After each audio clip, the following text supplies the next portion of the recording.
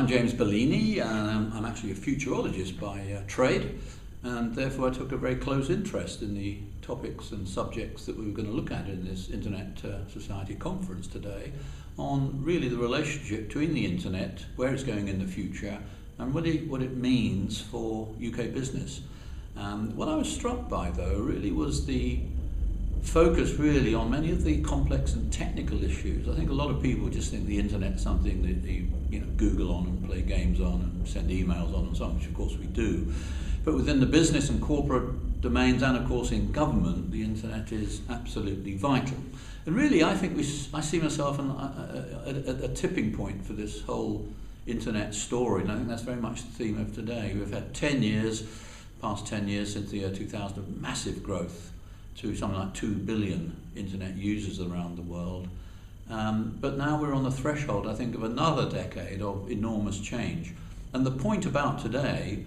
is that the key issues in this process of change going forward into the next 10 years and beyond are actually quite complicated technical issues to do with things like infrastructure, but more especially to do with things that are actually invisible, but which are essential to have a healthy, functioning Internet in the future.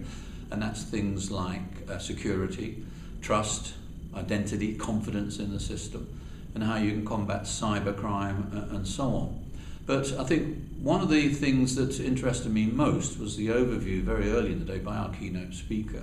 of a sort of progress report, if you like, on how we're all getting along with IPv6, this new generation of the Internet, to cope with its huge size and its growing size in the future as well. And what we saw there, I thought, was an interesting contrast between the old industrial economies of Europe, it seemed, and the new and energetic and dynamic economies of places like China and Asia in general, and possibly elsewhere as well, where there's a far greater adoption of the new generation of infrastructure, if you like, which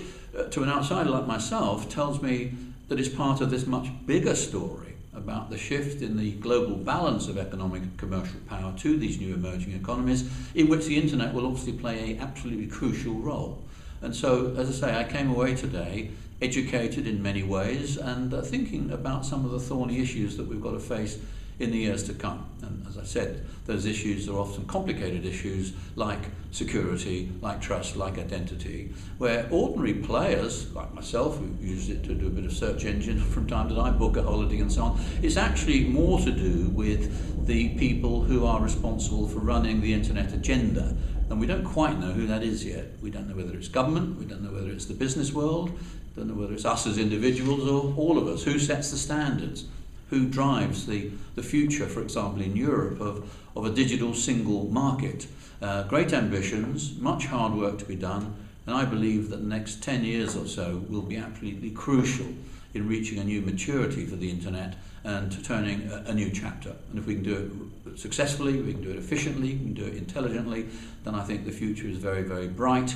I think my overall comment on where we stand at the moment is a very exciting future, but a great deal of work to be done, and a great deal of work to be done by everyone involved in how the Internet functions and evolves in the years ahead of us.